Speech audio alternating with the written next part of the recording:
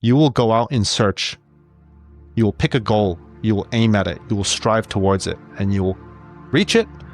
You'll feel a fleeting sense of happiness because in that brief moment you are desireless. And then on to the next thing. We explore all of these different paths in our lives, trying to find it at the end of the path, only to come up empty-handed. But we go out in search, not realizing that that thing is what we are. What you're searching for is already here. And you already are home. It makes all of the beliefs that your worldview stands upon crumble. And when you're left with nothing, how do you respond to that? It is a catalyst that just sets a spark that will never, ever, ever be extinguished anymore. Nothing in your life changes except for your understanding of who you are. But that simple understanding has a profound impact on how you move through your life. When the fears have fallen away because you understand yourself so deeply, all that's left is to share your gift fearlessly with the world.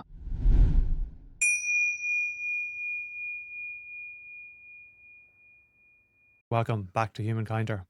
A major focus on this podcast are practices that bring you closer to spiritual awakening. And this week, my guest is Daniel Lay, who is a practitioner of the Advaita Vedanta, the non-dual spiritual philosophy that points to the truth that our deepest self, who we really are, is already whole, complete, and at one with all of reality. This direct path is going straight to recognizing this rather than working through years of practices or gradual stages. It's not really about adding something new to yourself, but seeing through the mistaken idea that you are separate, incomplete, or limited in some way. Dan has been a student of famous teachers such as Francis Lucille and Rupert Spira for a number of years, and he's one of those rare people who's willing to take his spiritual practice and inquiry all the way throughout his entire life. This gives him a refreshingly simple and direct approach. This is an inspiring and intellectually stimulating conversation about what awakening actually means and how to be that now, in this moment. Enjoy. I'd love to hear for you if you have a point where it all began or you started to think maybe there's something more to life or to the world that is invisible or hard to understand or people are talking about that I just want to explore. And so, yeah, I'd be interested to know if there was a moment for you when that curiosity started. I wish I could tell you that there was a point at which I was like, that was when things started to pick up steam, but I don't really have that. As far as I can remember, I've always been interested in activities, whether it's sports or video games. Those were the two main things that I did growing up, where I was only interested in things that didn't have a necessary cap on your skill ceiling. And so sports generally, there's no actual cap as to how far you can go, how good you can get, right? And the same goes with the kinds of video games that I was interested in. They were competitive, very, very, very high skill ceiling, both technically and strategically. And I've just always gravitated towards those. So if I were to try to pinpoint where does it all start, that's probably where I'd go, is to all the things where it was always about how much better can you get, because there was nothing stopping you but your own drive to get better. So that probably was the starting point. And then a whole bunch of shit happened later on, which we can get into, but that's the starting point. So yeah, let's get into that. What sort of shit started to happen where you started to seek and look around? Because often, at least in my experience, it's some sort of pain that drives the initial curiosity and the wanting to get away from the pain and looking for answers. And for me, that was psychologically experiencing a lot of anxiety and being like, this can't be life. There must be a way to heal this, surely. And so I'll be interested what sort of shit started to happen there. The primary catalyst for me was graduating college and moving into my first job because, like I was telling you before when we were just chatting, I never did an internship in my year in the summers between college, and I just kind of chilled out for all of that, went back to school, chilled out for the summer again, went back to school. And when I did start my first job, it was just the most mundane, soul sucking, boring thing ever. I spent the first couple of weeks there and I immediately knew that this wasn't the life that I wanted to live. I didn't want to just show up to a job, work 9 to 5 in an area I didn't really care about and repeat that for the sake of stability and whatnot. That also coincided with my interest in health and fitness. And those two things kind of came together. And I thought to myself, well, I can't really change my job at the moment. I just started. I need to give this a good, solid try. So what can I do if I can't leave my job yet? And the only answer was, well, I have to change my inner space, right? I have to change the way that I view things to try to make my life a little bit more bearable at that point, right? And so thus began my interest in self-help, in psychology, in personal development. And I won't dwell too much on the details there because it doesn't really matter. Everybody has their own personal growth journey. But I basically always sought to push past the limit that I thought I had. It was always about, if I put the work in, how much better could I get? Is the limit that I actually thought previously existed truly where the limit was? And can I keep pushing past that? And so eventually, just as you said in the beginning, I was caught in this kind of loop of believing there was a limit, working hard, reaching the limit, or when I say limit, I kind of use it synonymously with goals, because generally we'll set a stretch goal where we think it's right at the limit cusp of what we can do. But yeah, it was basically this endless cycle of setting a goal, reaching it, setting another goal, reaching it. And I was just honest with myself at some point. And I was like, this still isn't it, right? There is this momentary joy and satisfaction that is discovered upon the achievement of a goal, but it fleets very quickly, right? And so then my next question was, is that all there is? And I'm sure you've experienced it to varying degrees in your life as well, but that was kind of the next catalyst, let's say, to looking into deeper, the more spiritual side of things. Yeah, I think what you're describing is something that it was actually pointed out to me properly by Sam Harris through listening to what he spoke on. And he described this inner landscape where you are continuously imagining that the happiness that you seek is just around the next corner or just over the next hill. And the challenge is that as soon as you get around that next corner and get over the next hill, it moves to the next hill, Yeah. and it moves to the next corner.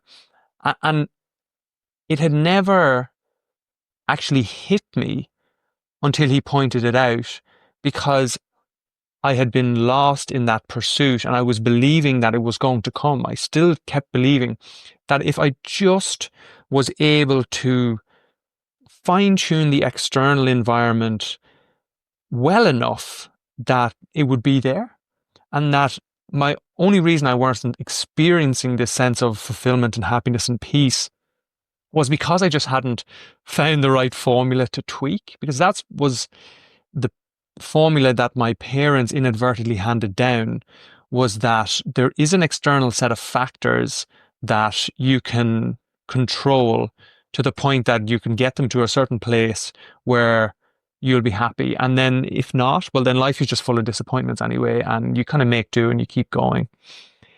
And that's sort of what's promised was promised as well, in terms of the groups of people in the society that I was hanging around in at the time was that if I could, and in my case it was body image, if I could achieve a certain physique, then I would be satisfied with myself. And then it was like the doors of the world would just unlock for me. And I was so hyper obsessed that if I could just get this physique, and I didn't realize at the time that the only reason I needed that physique was because of pain that I suffered in my life. And that no matter what I did to get a certain physique, I could never arrive because I would achieve a body that like 14-year-old me, 15-year-old me would have killed for. And then just wasn't enough. And then there was more. And then there was more, and then there was more. And I was just like, oh no. It's like the bottom just fell out of my reality, where I was like, there's this one thing I've been obsessed with now for the last 5-6 years, and suddenly it's there, but it's not actually delivered anything. So I completely resonate with what you said about the goal and the goal attainment and keeping going. So when the bottom fell out of that for you, where did you start to look? At that time, one of my other good friends happened to become interested in the spiritual space because he dropped acid, had a little glimpse of truth, let's say, and didn't know what to make of it. And so he scrambled around a couple of months before I started questioning at a much, much deeper level. And so he actually, I kind of have to give him credit because to a large degree, he paved the way for me to have a better grasp of what exactly was going on, right? And so he first directed me towards this book. I think it's called Mastering the Core Teachings of the Buddha, something like that, but a very, very, very methodical, practice-driven Buddhist approach where meditation being the biggest component of it and inquiry into the sensations of the body. And at the time when he was first talking to me about all this, I had no clue what he was even referring to because I didn't have the same glimpse that opens your world up like he did. I was just fueled by, there must be more to life than this, but I don't know what there is. And so really none of the stuff made that much sense to me until I then proceeded to drop acid for the first time. And then it just completely caused everything that I was standing upon to crumble and left me just like, what the hell was that? That was more real than anything else I've known in my life, but I don't understand what the hell that was. And that then began the seeking activity that so many, let's say, spiritual peeps are on, of trying to reach this quote unquote enlightened state. Right. Yeah. I'd love to just linger a bit on the use of psychedelics like acid or mushrooms, because when I was growing up in Ireland, I was told that drugs would destroy your brain immediately. As soon as you touched a drug, that was game over. You're basically a vegetable for the rest of your life. And there was so much ignorance and lack of understanding, which was wrapped up in this religious morality around not doing those things because they were bad. They were bad, they were illegal, and therefore you were a bad person. We would say anyone who ever did a drug would be called a druggie, right? But yet everyone was drinking like insane amounts of alcohol every weekend, and that was somehow fine. And when it came to psychedelics, like things like cocaine, MDMA, these things, that's one thing, that's like a party drug. But psychedelics were reserved for a special kind of person who wanted to completely ruin their life because they would make them go crazy, basically. And so that was the messaging that I got around psychedelics. Yet now there's a much more, and there was in the 80s in America, but now in our current day society, there's a much more holistic perspective on what psychedelics are doing. And I think that it's a very different conversation to drop acid at a music festival when you're listening to an act, to actually take LSD with a deep intention to inquire into the inner world. And so there is a difference in intention there. And I'd love to hear your perspective on what is it that any of these substances are actually doing, and how can they be used on that inner search in a way that is beneficial? Good question, because I don't know that I actually have a good answer to it. I'll try to do my best to give my perspective, but fundamentally, I have no clue what it does, right? I've always just told people who are interested in it that it will show you what it needs to show you in this moment. And whether or not that pertains to the spiritual search depends on the person, right? But for some people, they'll have a really bad trip because they aren't capable of letting the experience run itself. Because I think the the most common thing I've heard people talk about is that it teaches you how to let go, right? And it isn't this voluntary giving up, but rather it makes all of the beliefs that your worldview stands upon crumble. And when you're left with nothing, how do you respond to that, right? And so I think that if somebody is in a place where there is a lot of identification, it could lead to a bad trip. Could. But you never know until you try, right? And I think that there are horror stories of people who have a bad trip and just keep spiraling. But you also have stories of people who have a bad trip and then eventually, like Sebastian is one of them, my friend who I referred to earlier, the one who kind of paved the way for me. He had absolutely no clue what he was getting into.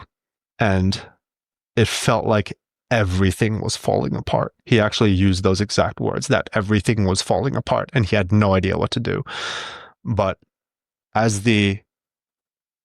for lack of better way of phrasing it, as the final step in that experience, he threw his hands up in the air and just let go.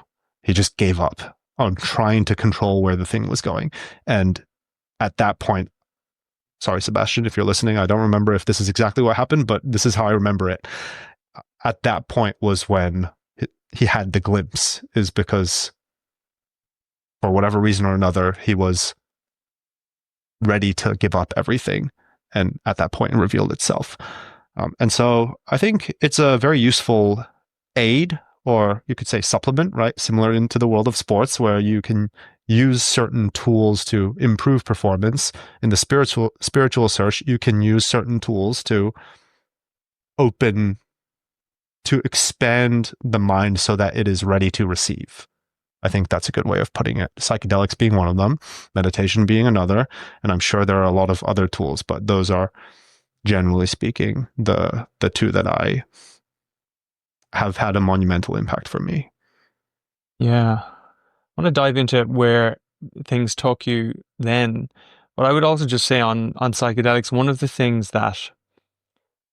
reasons they've been important in my own journey has been that I very earnestly have been seeking for experiential proof of intellectual ideas that I've read and heard other people talk about for years and years on the spiritual path.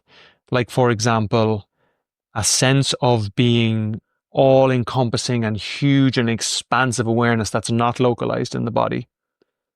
Or this feeling of oneness, of merging with the entire universe, for example. Or extremely heightened states of love and joy and compassion and all. And so I was meditating and seeking and questioning and doubting the existence of any of these things. Because as Rumi says, they who taste know.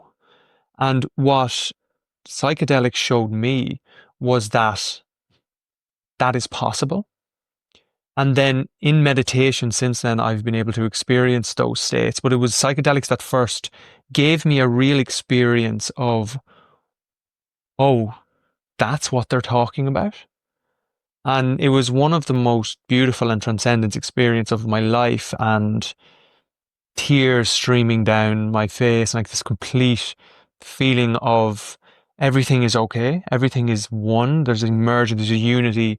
The just dissolution into the flow of everything and the expansion of your consciousness way beyond anything that is ordinary. And it had a profound effect, even just a profound encouraging effect. Like, keep going, keep pursuing, like there is something real there. And so I would say in the right context, used safely and with the right intention, these things are incredibly powerful, as you said, to glimpse.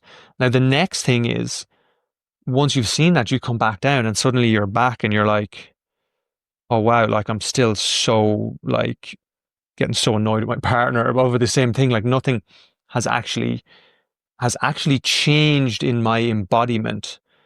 And so that's also an interesting thing. I think there are a lot of people who continuously go back to the psychedelics and they continuously go back and they're just consuming and searching and having these really transcendent experiences, and they start to believe it's about the experience. And these huge massive experiences are their signs of progress and are the signs of enlightenment or awakening, and then they become addicted to the experience of it. I think in that way it can become counterproductive to the just everyday ordinary integration of those truths into your life. But it's certainly an interesting one. And so you're having these glimpses and then you're starting to think about, well, okay, how do I integrate this into my life? What more is possible? Like, where do you go from there? Well, I fell into you could call it a trap that pretty much every single spiritual seeker falls into, which is exactly what you described. You have this all expansive experience of being one with everything. It's not even being with everything. It is that you are everything, and it is a profound peace beyond anything that I personally had experienced prior to that. And so I then conflated that experience with what they call enlightenment, right? And it therefore became this feeling of, just as you said, you finish the psychedelic experience and you come back and you're like, holy shit, that was it. That was truth. That was enlightenment. I have to get back there. And so for, I don't know how long, but that was the attitude I took, is I have to get back there. Now, it's not a bad thing. I think it's actually a really beautiful thing, because when one is genuinely earnest in their love for truth and they get the glimpse, it is a catalyst that just sets a spark that will never, ever, ever be extinguished anymore, right? The rate at which you burn from the spark differs. Everybody has a different experience in terms of their seeking experience and you could say, degree to which they gain their insights. But once the spark is set, once the catalyst has lit the flame, it's only a matter of time before everything burns away. And so, yeah, I just started consuming a lot of resources, right? First, to go back to what we were talking about, mastering the core teachings of the Buddha. That was the first kind of, let's say, Bible that I used. But really shortly after, Sebastian introduced me to the Advaita Vedanta tradition. He showed me a video from Rupert Spira, whose teacher is Francis Lucille, both of whom were very, you could say, instrumental in the deepening of my understanding. And there was a lot of trying to get back to that psychedelic experience and really every single time that I couldn't get back to it, I just felt like I wasn't there yet. And I think that's really the biggest challenge that stands between the spiritual seeker and the sought, is the belief that they are not there yet, that what they're seeking doesn't exist within this current realm of presence. And the whole shabam bam is about seeing the illusion of that belief, right? That this quote unquote ordinary consciousness, or this awareness that is currently hearing the words that we're speaking right now is limited to this body mind. And the path of inquiry that I undertook was of really putting that belief to the question. Is this awareness, is there any evidence that this awareness is limited to this body mind? And there are a number of meditations, a number of techniques, a number of inquiries you can make. All of that really doesn't matter. I'm not a teacher. I don't give people tips on how to do this. All I can say is that the moment I had that glimpse through the psychedelic experience, I knew that that was it, right? That there was something more to life than I previously thought. And I simply followed my curiosity. I followed that love for truth.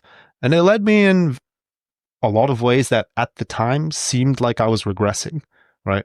I would do these practices and feel like nothing was really happening.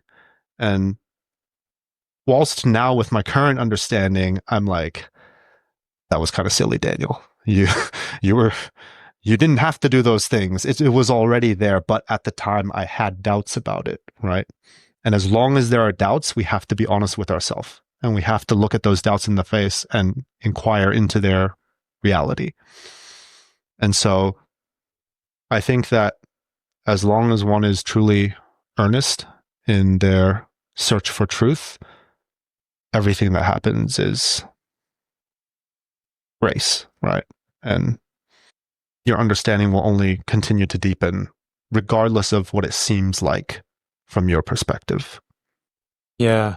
And that gives me great hope as well, that because it seems to me that there is a force beyond our ordinary awareness, our ordinary consciousness, that is, I think I've heard Muji, who's a beautiful teacher, put this best.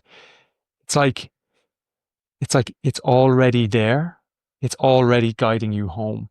And so in those moments when you're looking back now and you're looking at all the different things that you did in attempts and the illusions you had, and like you go really hard down this path and maybe you're like, hammering 2, 3, 4 hours of meditation a day, and you're just like, or you're doing these practices on, and you're like, well, if I just say this chant in exactly the right way, then, that'll be the thing. But that's all part of it. It's all just seeking, and that's absolutely okay. And so I really resonate with what you said about feeling like you're going backwards. And often for me, when I feel like I'm going backwards, it's because I'm working through something that's eventually going to bring me closer to truth. I'd love to hear about some of those techniques or practices that you experimented with, and you don't have to teach them, but maybe some of those things that you look back on now and you said that was useful at the time, and it got me to where I am now, but in retrospect, I didn't need it. Like, if you were someone who was seeking on the path and they were practicing, what would you share about your journey that they could use or benefit from? Before that, I want to go back to what you were just saying about Muji saying that, it's already there and it's guiding you home. I'm not going to challenge one of the greatest sages alive at the moment, but I think it is more correct to say that what you're searching for is already here and you already are home, right? It is simply the belief that you are not there yet that stands in the way. And that's not to discount the reality that we may still have doubts, that our understanding is not complete yet. But truth and reality never, ever, ever leave us because we are that, right? And no matter what technique, no matter what methodology we use, it doesn't change the fact that the awareness that we are is already here. That the awareness that we're seeking is what we already are. And I think that's really important because, especially for you and I who have had psychedelic experiences that completely blew our worlds apart, it's really easy to conflate experiences for reality, right? An experience has a beginning by definition, which therefore means it also has an end, which means that it's not permanent. It's fleeting, it's transient. It only lasts for a moment, even if it is a longer moment. Whereas that which we are seeking is that which is permanent, that which never, ever, ever leaves, that which cannot not be real, right? And I think that we just have a lot of conditioning, generally speaking, about progression, about not being content with what is already present. And therefore we go out in search of the, what's that thing in the old stories, that the Holy Grail, right? We want to go out and search for the Holy Grail and bring it back to our people to show, hey, I found the thing. But we go out in search, not realizing that that thing is what we are, right? On that point, because I think this is really critical, and this is something that I've struggled with for a long time and still struggle with to really come to understand. And if you had someone who was struggling to understand what you're saying now about only what is permanent and unchanging is real, all the rest is unreal, and you were going to try and unpack that and help them understand that, what would you say? How would you articulate that for someone who's hearing what you're saying, but is sort of like, that I don't really get what he's trying to point to there? I will have to first make the assumption that the person is a spiritual seeker and that they are of the Advaita Vedanta perspective, because otherwise what I say generally is a bit harder. If somebody were of the Bhakti Yoga, the path of devotion, what I say is not really relevant to their circumstances and their particular perspective. So I have to first concede those two. I have to assume that those are givens. Let's do it. I think that what we're fundamentally looking for is a state of desirelessness, right? We want to be rid of all of these yearnings for things that we don't currently have.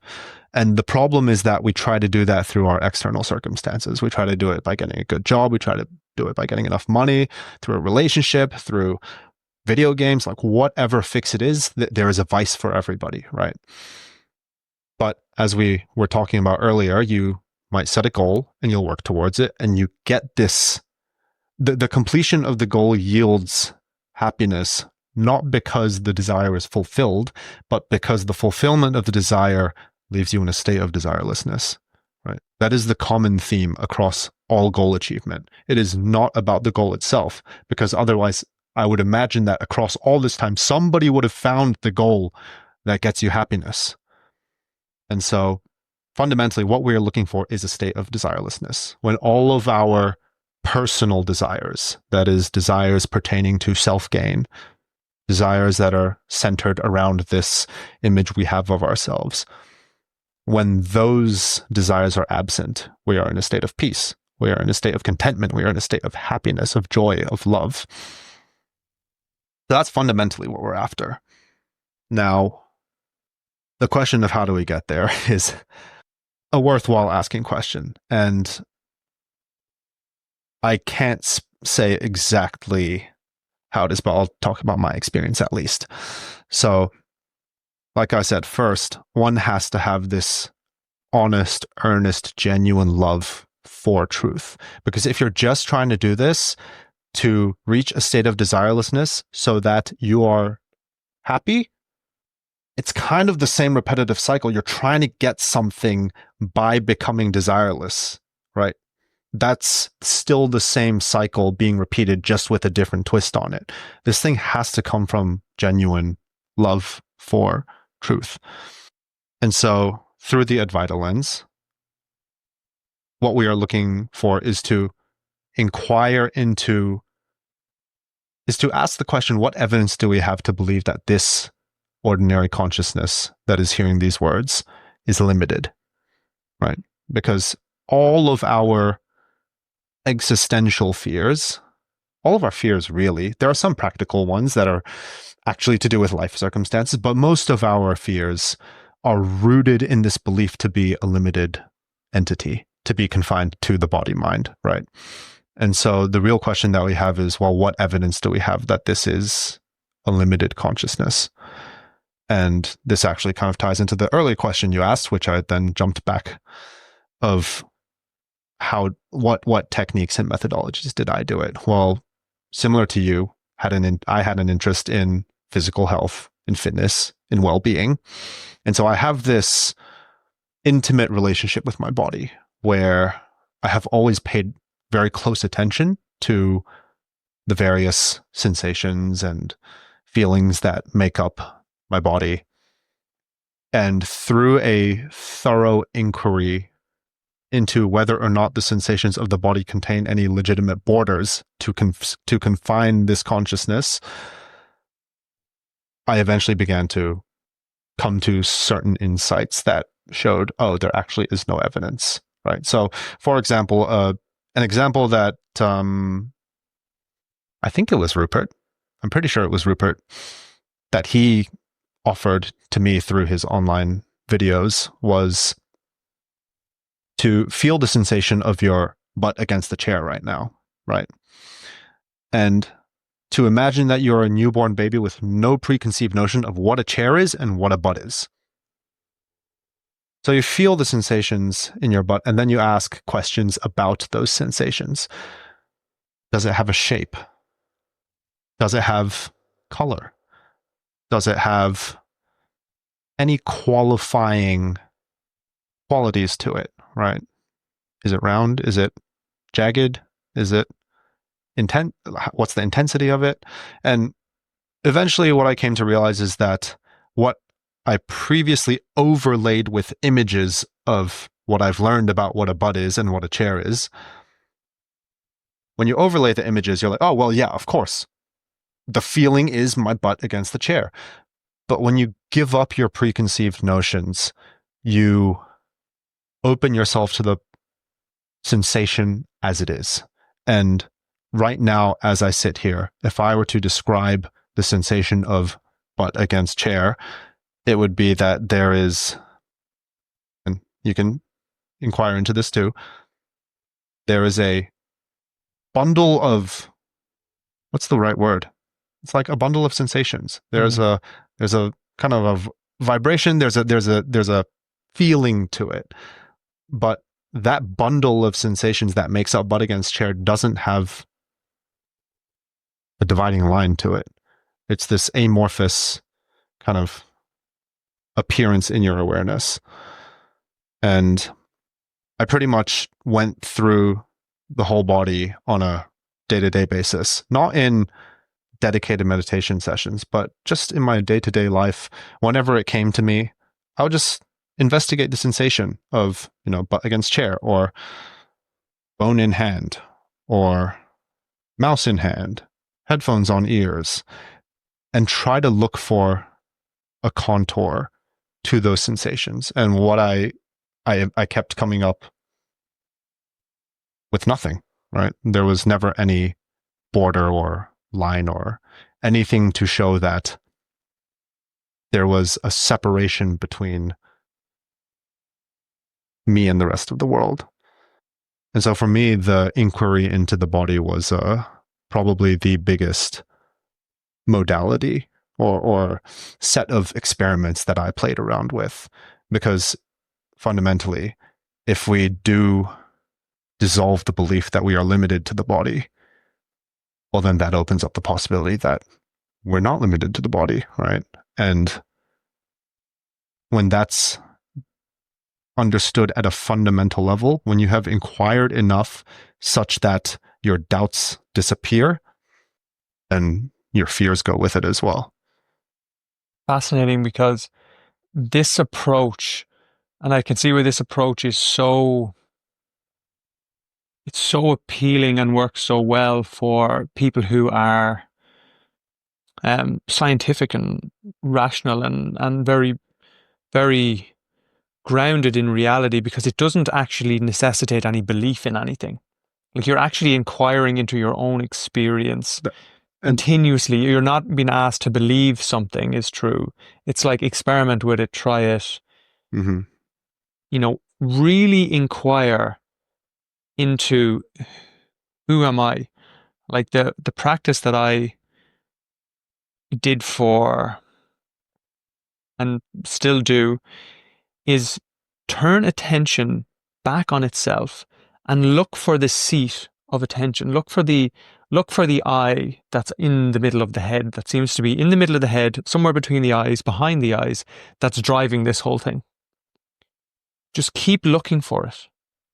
And every time you look and you turn, there's nothing there. Mm-hmm. It just disappears.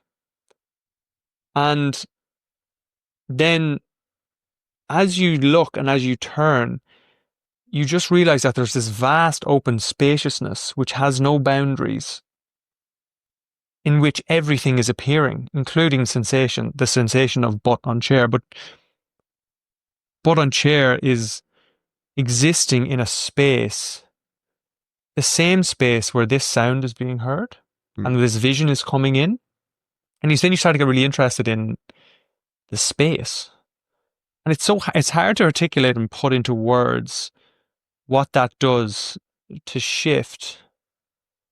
But when you were inquiring into these sensations and you're testing, what was this evidence, or what was the point where you started to sense that this is now telling me something fundamental about the nature of consciousness and my true nature? How does that experience convert into that understanding, and how does it start to dissolve the doubts that come up? And maybe in what sort of doubts would come up, and how would you keep going in that? First, thank you for succinctly summarizing what I was trying to get out in the practices that I did, because I kind of went a little just deep into just one example. But really, the fundamental thing you're trying to inquire is can I find myself localized anywhere? Right? That's actually the important part of the practices, or you can call it practices, that I was doing.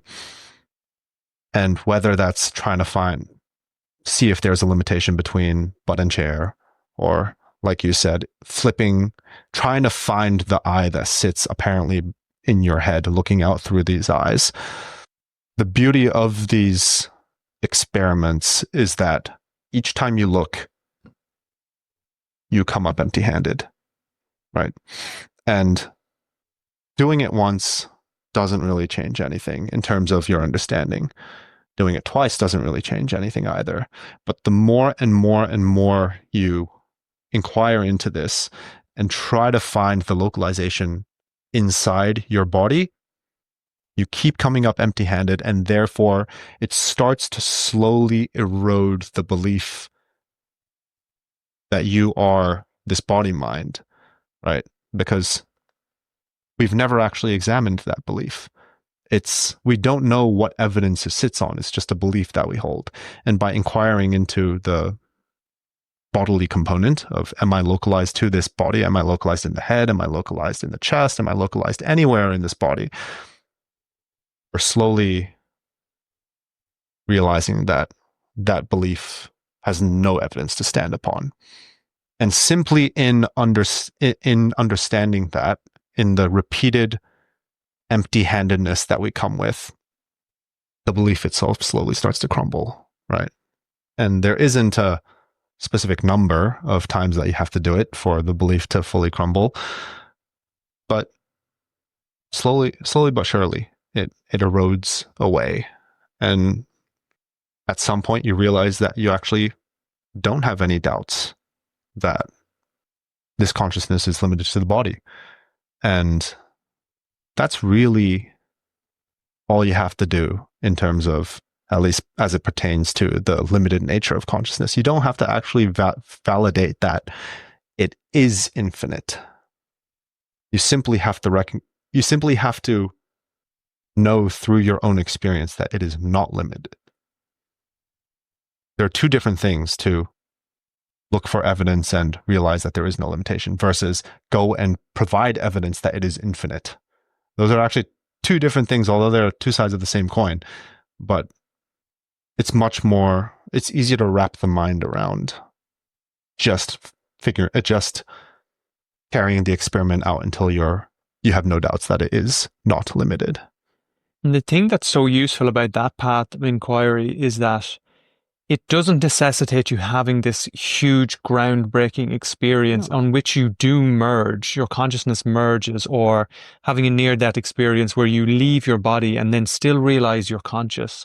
Or I remember having an experience where, and this was on, because with ketamine, which is very hallucinogenic, of leaving my body and watching myself from the corner of the room as if I was on CCTV.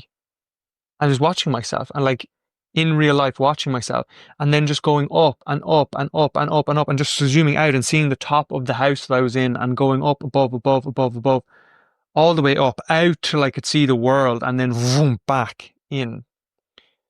And when you have an experience like that, you can say, wow, I was either just like completely hallucinating and that was all imaginary in my mind, or you can start to consider that perhaps consciousness is not localized to the body. But for someone who has never had an experience like that, nor is not interested in having an experience like that, inquiring into the just sober state, ordinary consciousness, and looking to find out, is it really as solid as my eyes are telling me? Right? Like, am I really behind my eyes somewhere? Am I sitting up in the top of my head here? Like, what's the evidence for that? And just continuously inquiring in that way is an accessible way for anyone to start looking at this immediately with no boundaries apart from willingness and a few very, very simple skills and just a little bit of persistence. And I think that is, and perhaps that's why it draws people like Sam Harris, who's very rational and loves that way of inquiring, because it doesn't actually necessitate that you make any metaphysical leaps. You don't have to now suddenly start believing in a God. That is, I know he talks about his own experiences. His first experience was on MDMA, was his experience of actual experiencing love that was boundaryless and beyond and not localized to him. And yeah, it's fascinating. And so you're having these experiences, you're inquiring continuously. What are people noticing from the outside, or how is it changing your everyday life? What did you notice there? I think it's hard to isolate the spiritual inquiry's impact from other things that may have facilitated behavioral changes. So it's hard to say that it was only because of spiritual inquiry. But generally people said that I was more chilled out, I was more stoic, I was more able to be even keel in stressful situations. And honestly, I don't credit all of that to the spiritual inquiry. I think my disposition has always been don't give a fuck really about too much. Even in college when I wasn't interested in any of this at all. My friends knew me as the one who was always chilled out because he didn't really care too much about anything that was going to potentially cause stress. So whether or not it is the spiritual inquiry or my natural disposition, I don't know, but that's generally what people commented. And I think to go back to what you were saying about Advaita is really, really true, because it's really hard for somebody who is an atheist to start with metaphysical claims about the existence of some greater power, because it's so absurd to an atheist to accept that, right? So to offer this as, I'm not telling you about anything, I'm simply inviting you to inquire into your own experience and see if there is any validity to this. That's what attracted me particularly to it, because I'm very rational minded. I've always been interested in science. I love the scientific method. And those things are, I think, very closely aligned to the approach that at least Advaita Vedanta offer. And so, yeah, it's not everyone's cup of tea for sure. Sometimes it's a little hard to wrap the head around the direct path, but I think it's more accessible than things of the Christian faith, of the Hindu tradition, all of these other things that seem to make metaphysical claims or have a lot of fluff, right? I think the core essence of any set of spiritual teachings, of religions, all of that jazz, they all come to the same single truth, but they do it through their own flair. And that's the beauty of the diversity of everything, which is that everyone has different preferences, and you will find the tradition or the set of teachings that most resonates with how you see the world.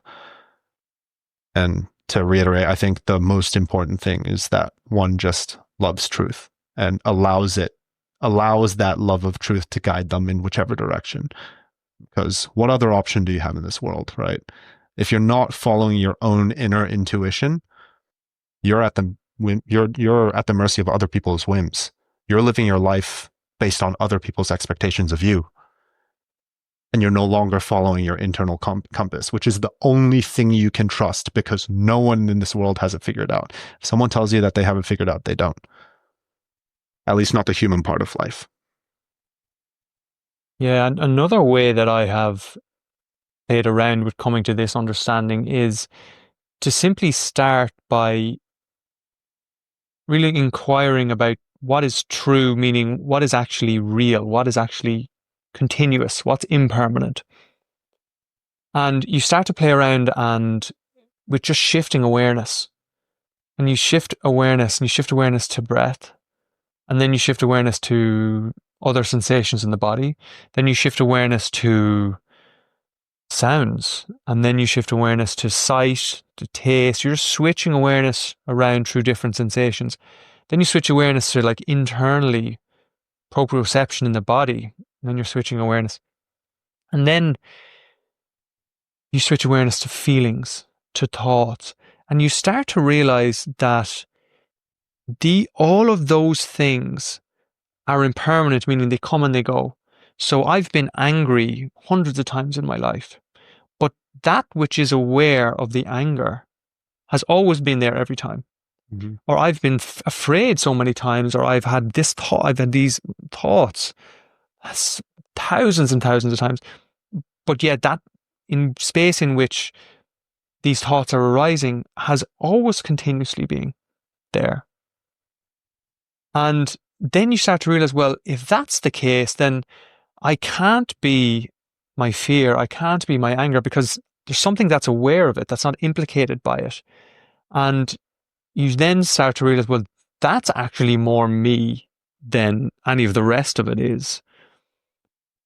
And there's something that happens in that realization that is very psychologically freeing, because for a long time you feel trapped by whatever emotion or whatever thought is coming, particularly if it's an uncomfortable one, particularly if it's something like, I'm not good enough, that's accompanied by deep feelings of shame in the body and burning sensations in the chest and all of it, and relationship challenges and all of these things. But in just creating a slight distance from that, actually just recognizing that there is a distance from that, and that's, I think, what Advaita points out very beautifully, is that you are always that. You just forgot. And so a certain part of it is, once you realize that, is just stop forgetting. Just remind yourself. Keep coming back. Just keep, like, it's almost like reps in the gym. It's like, just keep coming back. And just, I think Rupert Spire put it really nicely. We just keep wringing out the cloth. And just wringing it out. And then every little time you wring it, every time you come back, every time you drop back into that space of open awareness and realize that's your true nature, then you loosen the grip a little bit more on all of those things that are jumping up out to try and get you. And of course, there's lots of things you can do to transform those and heal those feelings and all of that. But if you never did any of that, the awareness that you actually are awareness itself is enough to create a level of distance that is in itself freedom. And that's what someone like Mooji would say, is you've invited God into your life. And then you put the word of God around that awareness, because that awareness, and when you have maybe a psychedelic experience or a really high experience, you realize that that awareness is everywhere. Like it's the fabric of the universe. And so wherever you are on that realization, just the remembering that you are more than any sensation, you are more than any feeling, you're more than any emotion, is in itself like such a relief and such an antidote to all of the psychological pain and the psychological suffering that we experience. Mm. Yeah, I mean, when we do have these knee-jerk reactions, when we fall into old patterns, it's because a feeling, an emotion, a thought has arisen, and we have identified with it. We have gone from, or seemingly gone from, infinite consciousness into this one little sensation, this one little perception. And in that, you could say, like, that condensing, that identification, that's kind of where all of your problems come from, right? It's the repeated identification with anger, with hurt, with grief, with lack, that shapes this identity of who we think we are. And as you said, really, you actually, the quote unquote work in letting go of these kinds of emotions, it is not an active thing you do, but rather, at least this is the way I see it. Other people may see it differently. The way that you work through these things is simply by being aware of them. Because in identifying with them, you take them on to be essential to who you are. And every time that pattern comes up again, identify. Pattern comes up, identify. Pattern comes up, identify. And there's just no space in your life, right? You reflexively allow those things to take you on a roller coaster of emotions. Whereas when you are able to simply pay attention to what's coming up, even if it is uncomfortable, simply being aware of it creates space to then transmute the experience itself. Because these kinds of changes don't come through discipline. You can't discipline yourself to be less angry or to feel less hurt when someone lashes out at you with a personal comment. You can't discipline yourself. You can try to hold it back, but that's repressing. And repressing is very different from transmuting through understanding. And so the only way that you can understand these kinds of, hurtful, seemingly negative feelings that we generally don't want to have is to allow them to run their course and simply be aware of them. Because in that space, in the repeatedly being aware of it, as you said, you're wringing the cloth out. You're watching the emotion come and go. You're not latching onto it and taking it on as part of your identity. You're recognizing its fleeting, impermanent nature. And you realize that what you actually are stands independent of it, right? It appears within you, but it does not contain you. And I think that in repeatedly bringing awareness to all of these feelings, it transmutes itself. We don't have to do anything. Simply by paying attention, it creates space for the transformation to happen by itself. Because fundamentally, there is no controlling agent, right? Life is happening of its own accord. And we're just along for the ride. All we can do is just bring awareness to it. Now, I say this, but for some people that might be a bit too abstract, too woo-woo. But I think anybody who has undergone any meaningful personal change in their life, discipline may have been necessary to start it, but it was a shift in understanding that allowed it to remain as a permanent part of how you live. Whether it's your relationship with food, whether it's your relationship with your body, your relationship with your job, your relationship with loved ones. The most meaningful changes, like for you, food, exercise. You disciplined yourself to get started, and it carried you far enough. But for you to adopt a truly healthy habit and lifestyle where the things you did didn't create psychological dis-ease, that happened because your understanding of it all changed, not because you pushed so hard that you finally found it. Yeah. And I think in this, it's because this is a very subtle point, and I'm going to try and put language around this, and you may or may not, you may have a different opinion about this language or see it in a different way, but it's almost as if the awareness itself has certain properties. And those properties are, for example, when you bring things into the light of awareness, it has an understanding capacity. Like it knows. And so like when things arise in awareness, it can know things. And it has this as this transmuting quality. It's accepting of things. It doesn't reject anything. All is accepted because all is appearing in consciousness. So consciousness is accepting, experiencing, knowing all. And so in some way, what you're trying to do is you're just trying to allow the light of consciousness and awareness into the wound to really understand it, see it, and love it so that it transmutes and a new understanding comes into place. And because there's something about the experience, and I've done a lot of emotional integration work, and the fundamental principle underneath all of it, whether it's past life, whether it's ancestral, whether it's the trauma got to do with this life, whether it's a relationship issue that's causing harm, is that when you bring an intention of seeking to understand, truly honestly understand what is going on, and you allow awareness to enter the situation without judgment and without trying to make it be a certain way, the truth of what's going on comes up. And whether that's that you and your partner's having an argument and you're playing out an old pattern, once you shine the light of awareness into that and you start to really own that and see that pattern come up, it starts to move. When you see what's going on for them, then it starts to move. And so there's something about awareness that when we almost like, our ego gets out of the way, it just does its work.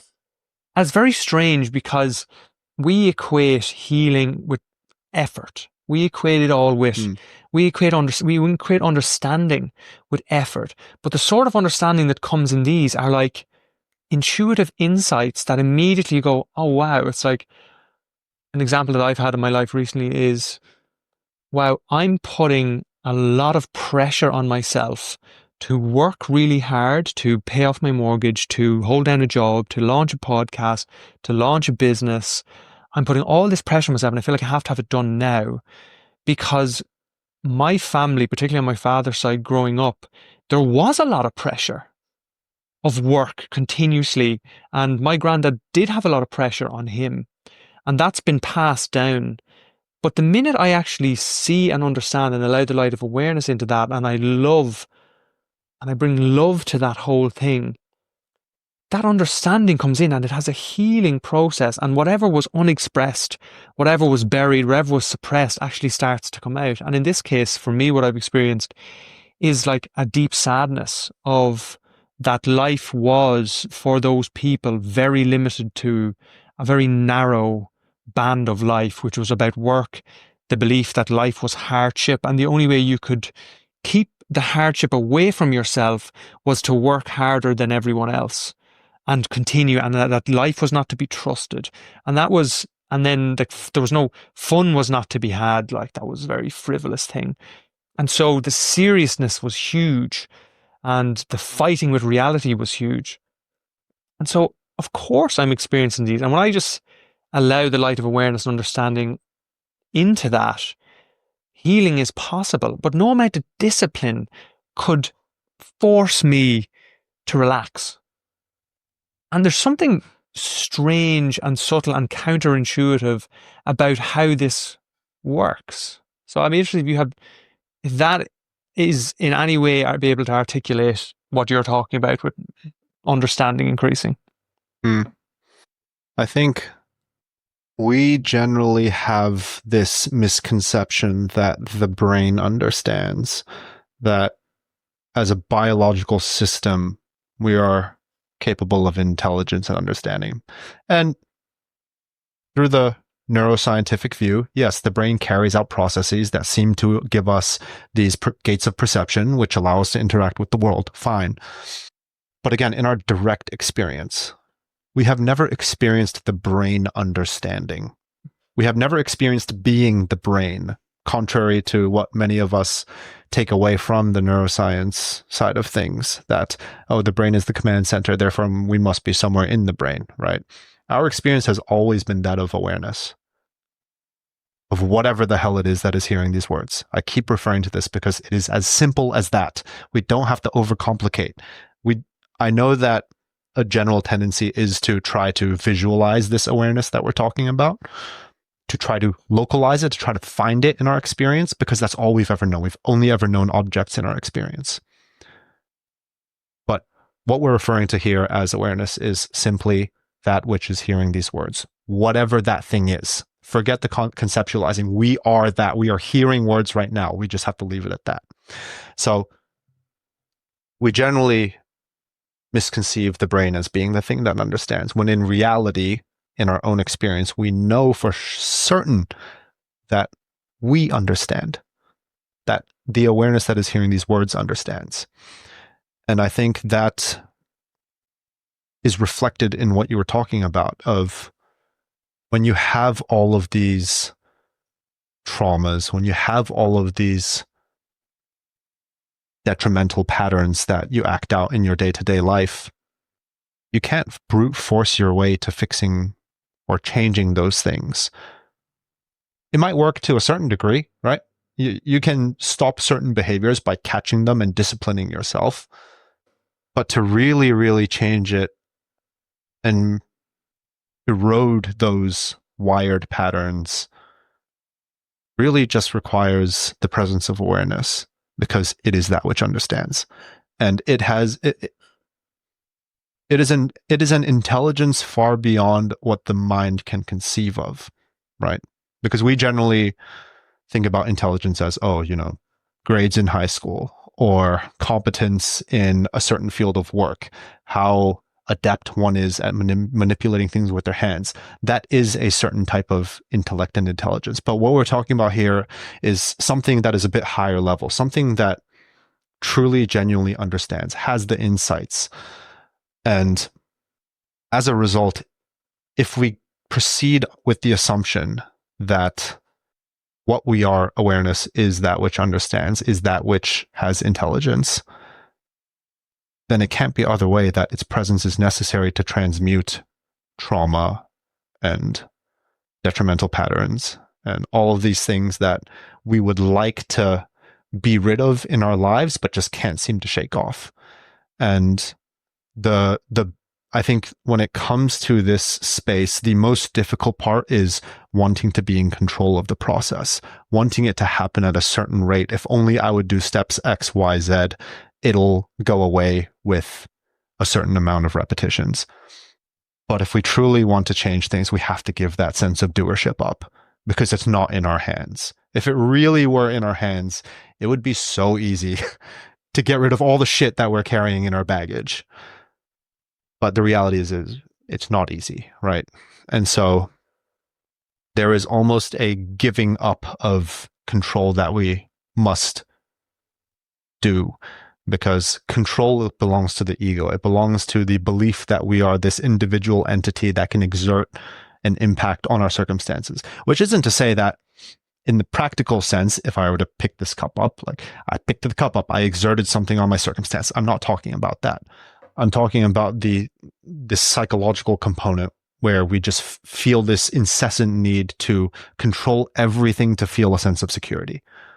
That's what we have to give up, right? We have to get out of our own way so that this greater intelligence that supersedes the mind can run its course.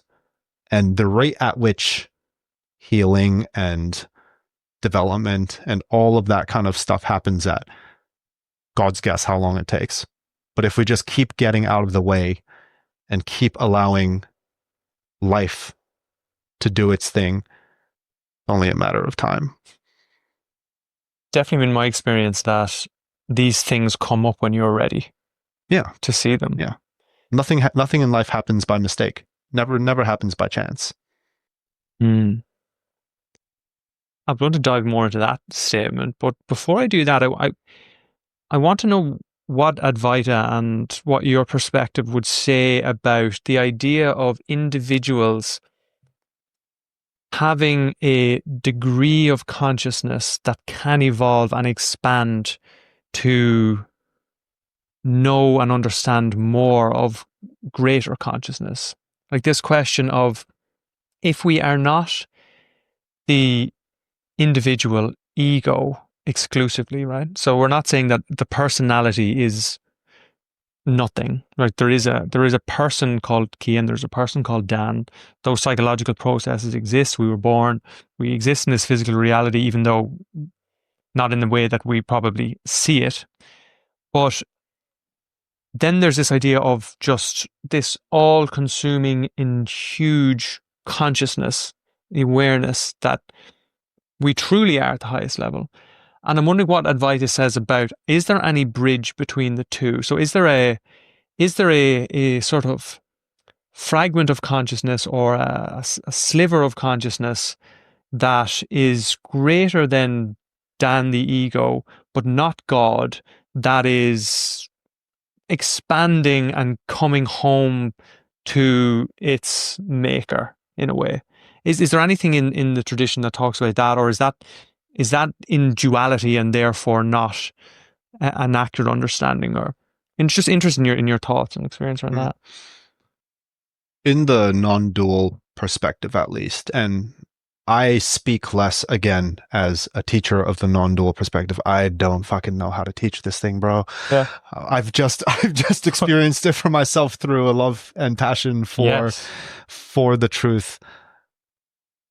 There is no difference between this simple, ordinary, mundane awareness that's hearing these words and the supposedly infinite, vast, godlike consciousness that we hear of in scriptures and in religious teachings.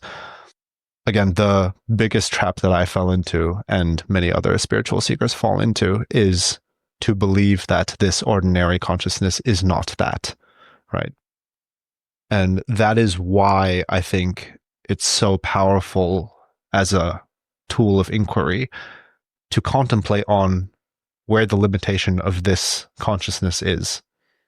Because the belief that there is something bigger that we can step into is predicated upon the belief that the consciousness that is hearing these words right now is limited. And so, yes, there may appear to be this sense of progression, of deepening understanding. But this is why we were talking about earlier, the Advaita bros, so to say, will insist that your awareness is already infinite. It is already that which is being sought. You are already it. Just stop trying, or whatever the twist is that people want to put on it. They're correct to a degree, but again, to go back to what we were saying earlier, we have to be honest with ourselves. If we have doubts about the limitations of our consciousness, we have to investigate them. And this is done out of an earnest love to understand what is going on. And so, speaking from my own experience, the quote unquote progression that I underwent was simply exploring every single possible avenue that I thought would lead me to the destination, only to come up empty-handed at the end of every single path. To, explore the what's the saying? The mountains and the seven seas. My English not good. But to basically look everywhere that you want to look. Explore every possible path that you think is worth exploring. And every single time you come to the end of the path, you're going to see that what you thought was there is not there. And when you've explored enough times, at some point you come to the realization, oh, it's not at the end of a path. And that will manifest in different ways for every single person. No one has the same experience. That is the beauty of the diversity of consciousness, the infinite possibility of consciousness. But for those Advaita bros who just tell you, oh, you're already that, why are you worrying? It's not useful. It's true, but it's not useful. So I think it's, again, going back to trusting your intuition. You have to trust in your internal compass to explore the paths that you think are worthy of exploring. And you have to do it as thoroughly as possible, because you have to convince yourself through your exploration that it's not at the end of the path. And again, you do that enough times, at some point, you will understand. And so no matter what path you go down, you will continuously arrive back to the understanding that this consciousness of which you are is infinite everywhere, all at once, non-localized. So let's first take this even bigger than just Advaita. Advaita is a framework through which spiritual seekers can embark on this. Let's just talk about this in really simple terms. We're looking for happiness. We're looking for peace. We're looking for contentment. We're looking for joy, for love, all these things that everybody knows is what life is about deeply. That's what we're looking for. Let's forget about consciousness. Let's forget about all the stuff. We just want to look for happiness and contentment and peace. And so for all of our lives, even if we're not on the spiritual path, the quote unquote spiritual path, we go out in search for it. You try to hit a certain way that your body looks. You and I both, we've done it. I dropped from 85 kilos down to 72, I think it was, to get super shredded. And when I stepped on that scale, I was like, sick, but I still feel the same. And the same with, strength goals. If you want to hit a certain weight in the gym, if you want to climb your way to a certain position in a company. Insert anything, really. Anything. Insert blank. Pick your poison. You will go out in search. You will pick a goal. You will aim at it. You will strive towards it. And you will reach it. You'll feel a fleeting sense of happiness because in that brief moment, you are desireless. And then on to the next thing, right? And so you asked me at the beginning what my spiritual journey was like. I could actually answer that. My whole life has been a spiritual journey because that's actually true. Everybody's life is a spiritual journey. You might not label it that way, but everyone is looking for happiness. Everyone is looking for peace. And we explore all of these different paths in our lives, trying to find it at the end of the path, only to come up empty-handed. And when we do turn to spirituality, we say, now I am a spiritual seeker. But we've actually been doing it our whole life. We've only twisted the context. We've twisted the content to be spiritual, quote unquote spiritual. But we've actually been doing it all this time. It's only now we're saying, now I'm going into the inner world. It's a different place from the outer world. But the behavior is the same. The intent is the same. It is all out of a desire to be desireless, to be at peace, right? And so what's coming to me then is that the fundamental nature of awareness, the perfume of awareness is that it is desireless. It accepts all, because if like a spiritual practice that I've been recommended was just for 24 hours, just accept everything that happens. Just accept everything that happens. And suddenly you realize that the barriers between you and the happiness that you were seeking fall away, because previously you're saying, if this condition appears, then I will be happy. But really what you're saying is that no matter what condition appears, then I will accept it. And that is the perfume of awareness itself. And so by realizing that you are that, you're instantly there.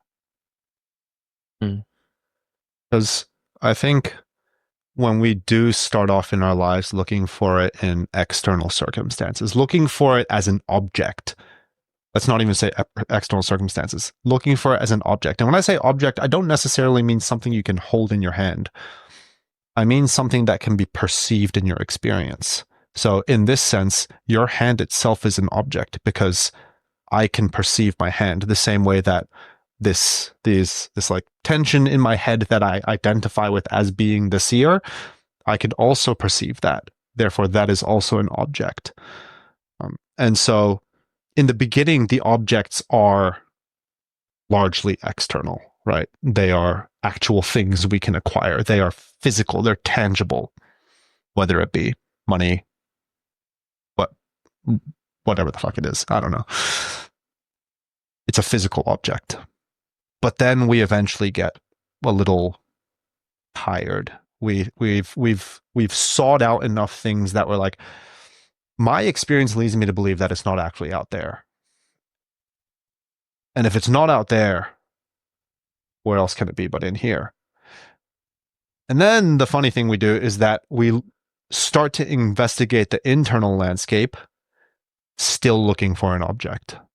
That's the trap that a lot of us run into when we turn the lens inward and embark on the so-called spiritual journey, is we are simply repeating the same habit that we have, that has dominated our lives, looking for external objects, but now we flipped it inside and we're looking for an internal object.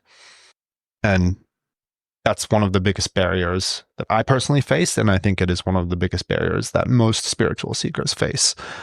But when we do really finally recognize, when we've looked for it enough times and we've come up empty-handed, we finally open ourselves up to the possibility that that which we are seeking is already here, that perhaps it is the seeking itself which is blocking the contentment that is already here.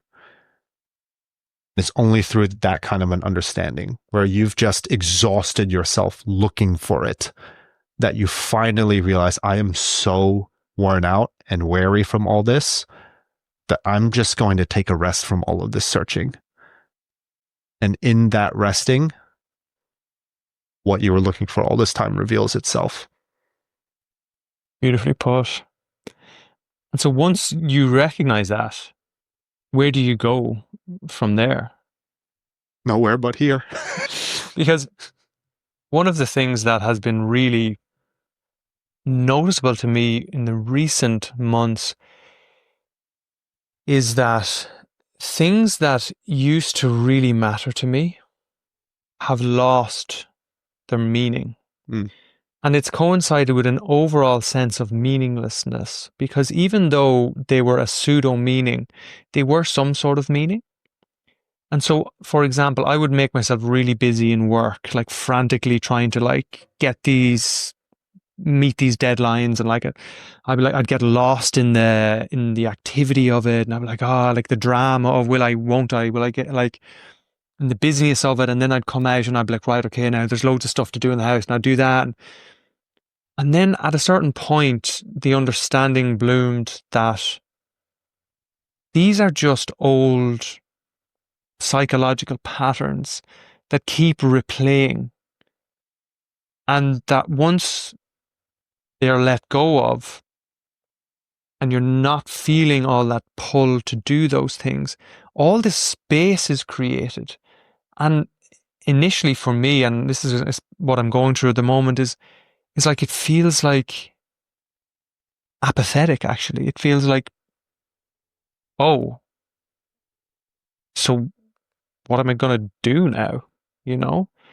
And there's a sense of lostness to that, because you previously were just jamming your day with all of these things, whether it is, if I just go to the gym now, I'm a good person and I've ticked that off, or I've hit this deadline at work. And so is that something that you experienced as well, this sort of emptiness? And how do you now, like, what meaning do you now derive from your everyday experience and interactions? Is there anything that you'd like to share there? I think first, my own experience is not important, because I'm more interested in diving into what you just said. Because implicit or hiding underneath what you just said is this expectation that when you do have, when your understanding has deepened to some degree, that you'll know exactly how everything that your life will be imbued with meaning, that you won't feel these negative or seemingly negative emotions, that you'll have it all figured out. But that's part of the trap, right? Because the understanding doesn't have anything to do with getting rid of all of the seemingly negative experiences. It has nothing to do with becoming a perfect ideal. It only has to do with understanding what it is that you truly are, right?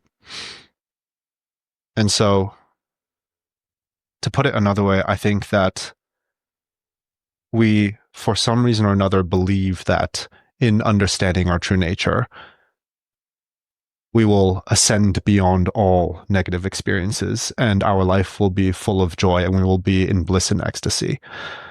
But really, I think the reality of it is that in understanding our true nature, we open ourselves up to all experiences.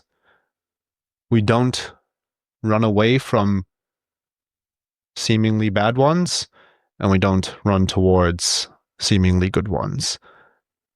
We recognize that we're not actually the one in the driver's seat.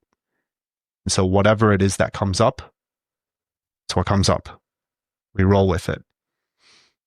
And perhaps this feeling of apathy, this feeling of lostness that you're experiencing is exactly what's needed right now. Perhaps you don't have to have it figured out right now.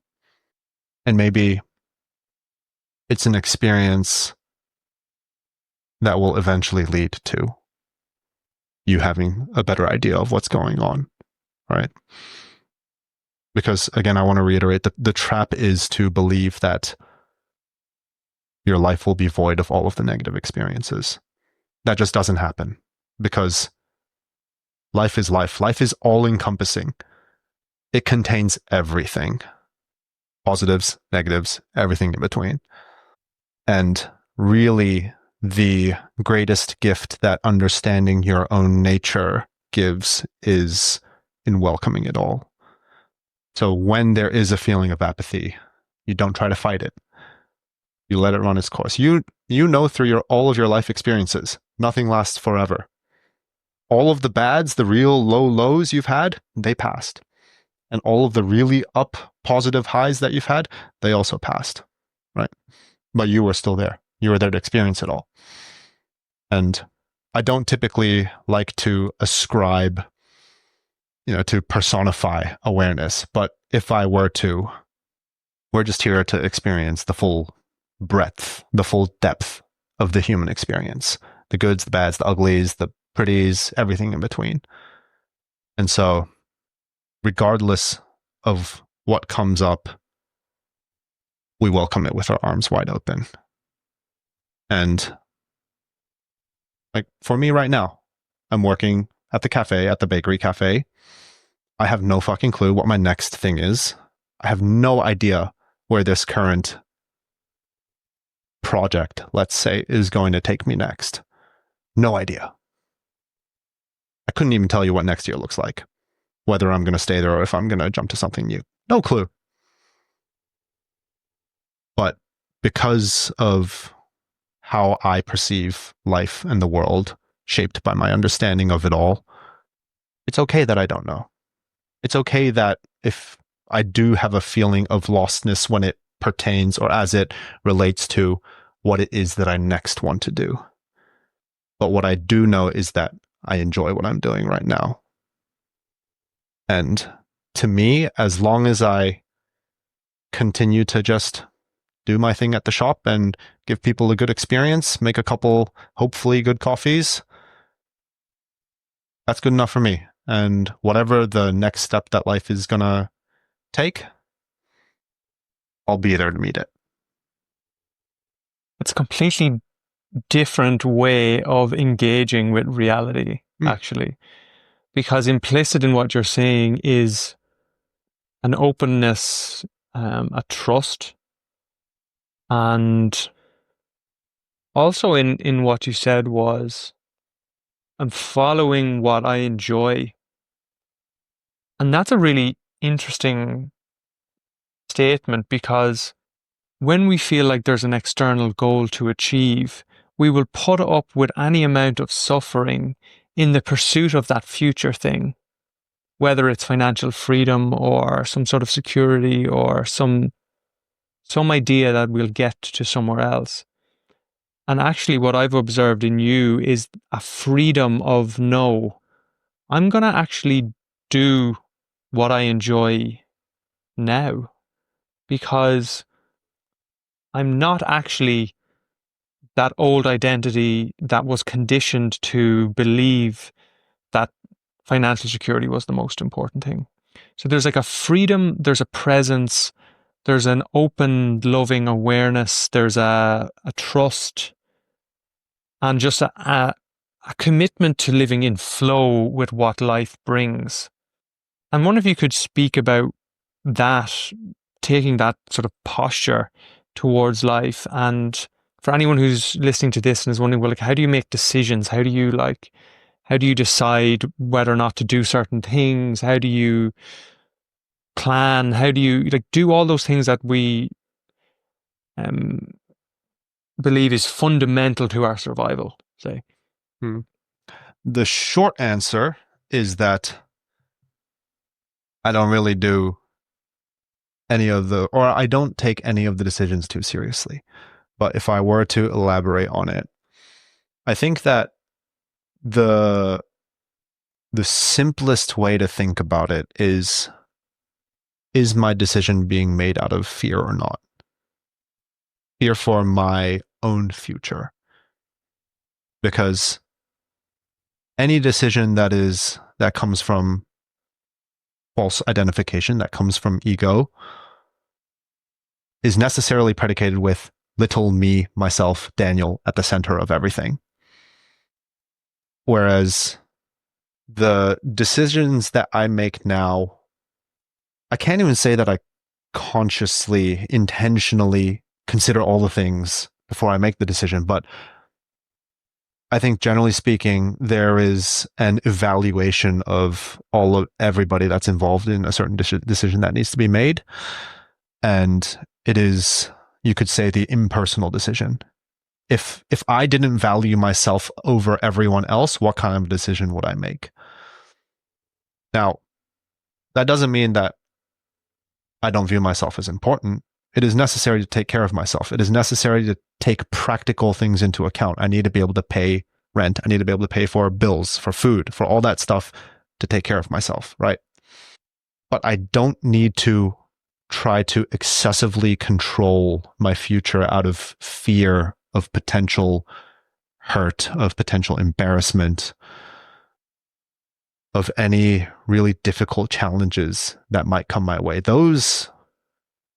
They're not important to me. I don't even think about them anymore because I don't have this image of myself that needs to be preserved. And so, really, I would say that my decisions are based on a deep intuition rather than a self-centered, well-thought-through rationale. I think that intuition is more trustworthy than anything that the mind can come up with. Because there are times where you do have to contemplate all of the various factors. Buying a home, for example, you do have to think about all the ways in which it'll impact your future, and you have to make the best educated decision to approach it, right? But those aren't really the sorts of decisions that I'm talking about. In the day-to-day decisions, it is always, what is the selfless right decision? And I think that isn't something that comes from intellect. You don't think it through. It comes from the gut. There's a deep knowing of what the right thing to do is in the moment, given everything that appears, the right action will come. That doesn't mean that you can't then retrospectively reflect. Once the decision has come, you can retrospectively reflect on, well, how does this impact this? How does this impact that? That's fine. But the decision comes out of a place of selflessness, not from a place of how do I gain the most out of this? Yeah, what you're describing is when you take yourself out of the main character position, which is every single thing that I do must increase my pleasure and minimize my pain, you can see yourself as equally as important, but not greater than or less than the other players. And you can allow a gut, heart, brain, intelligence that feels like it feels contextually. It feels out the implications and the ramifications of a decision. And then in that feeling also can think contextually. It can see a bigger picture because you're not so narrowly worried about just what's going to happen to me, or you're not trying to gain something that you don't need because you've left the illusion that in gaining that thing, you're actually going to even gain something meaningful, like money or like too much material or even like respect or control. Like you've seen through the trap of the psychological needs, which is that, hey, I actually need to operate in the world in a way that maximizes the status I have. I have to operate in the world the way that maximizes the control I have. I've got to maximize the amount of security I have. And really, there's no ceiling to that. They're insatiable appetites. Like the way if you just continuously feed a dog, the dog will eat itself, like into a coma. We also have that same psychological tendency to just really, really batten ourselves down. I think that's one of the big things that starts to loosen as well when you come to the understanding that you're talking about. And I think that was really nicely articulated. So, conscious of time now, I'm going to wrap this up. I'm really curious about what your perspective is about after this lifetime and how, if any, the work that you've done and the things that you've learned or unlearned has contributed to your understanding of death or fear, not fear, just anything that has come up for you in that space. I don't concern myself with any of the traditions that talk about, potential afterlife or, multiple rebirths, like that stuff. To me, for me personally, it's fluffy. It's unnecessary to truth. It is, in some sense, a story that we fabricate as part of a tradition. That's my perspective. All power to everyone who has a different perspective. So, to me, I'm not too concerned. I mean, what happens when we go to sleep at night and we enter deep sleep? All perceptions disappear, but we remain, right? Otherwise, who would be there to know that there was a gap between dreams? We know that there's a gap. We know that we got good rest. Who's there to perceive it? We are. It is simply that in deep sleep, there are no perceptions. There is just awareness. And so what happens when we die? I don't know, but I can only assume that if awareness remains in the absence of perceptions in deep sleep, then when this body dies, awareness remains. And I really can't say any more than that, because otherwise I think it would be overcomplicating this whole thing. And I think that most of our fears are actually rooted around the fear of death. And it might not even be physical death. Like, physical death is obviously very scary for a lot of people, but we are more scared of psychological death. That is why we cling so tightly to identities and to concepts about who we are, and why we react so violently when something that we hold as true to our identity is put to the litmus test, so to speak, or conflict arises because of it. It's because we are afraid that a part of what we think is essential to ourselves is about to die. And with that death, well, fuck, who the hell are we if that dies, right? And so if all of, or if most of our fears in our day to day are rooted around death, psychological or physical, roughly the same to me, at least now, then we have to investigate who it is that dies, right? And you'll hear a lot of people, whether it's in spiritual traditions or not, say that it's very worthwhile contemplating about death because you will come to certain insights.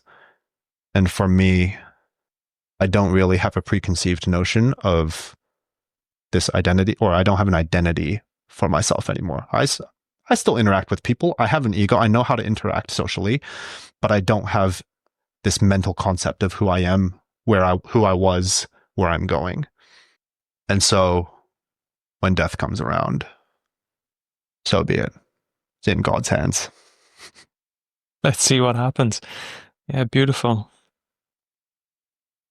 Anything else that we haven't covered that you wanted to say or that we didn't touch on that you think would be useful? There was a question that you asked about having gained this understanding. What's next, or what do you do with it, right? Where do you go with it? And I, tongue in cheek, said, well, there's nowhere to go but here.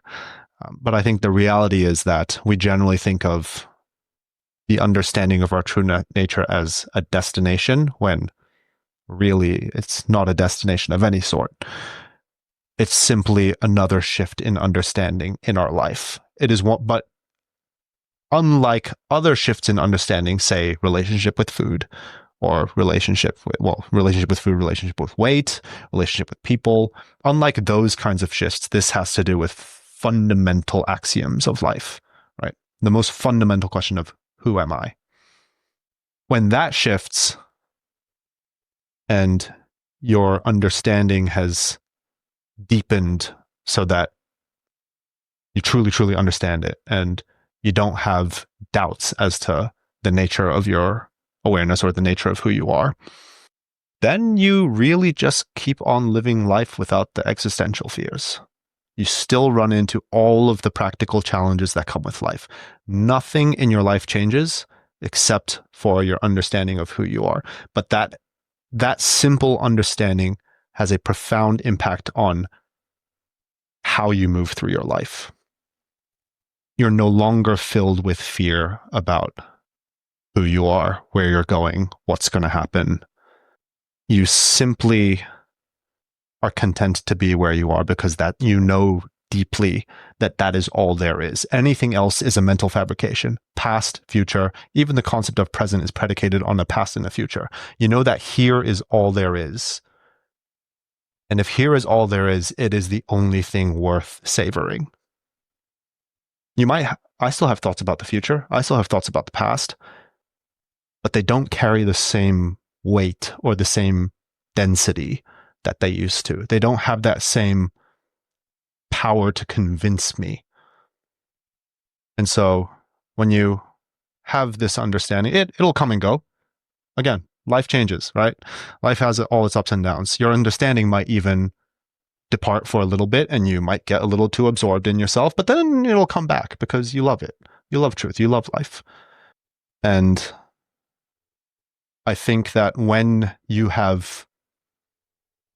the fears have fallen away because you understand yourself so deeply, all that's left is to share your gift fearlessly with the world. And you might not know what that gift is, but I think that, or you might not know what that gift is very immediately after you've cultivated the understanding, but you're no longer afraid to give something a shot.